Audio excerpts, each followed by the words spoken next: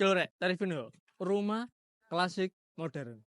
Ukurannya 5 kali rolas, harganya 205 juta. Nang mriko mae.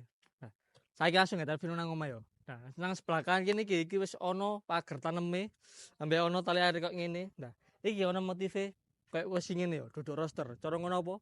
Ben beda ambek liyane yo. Nah, saiki langsung mrene, mlebu mrene. Nah, sebelah kiri kene iki nggone area karpote. Wis full keramikan.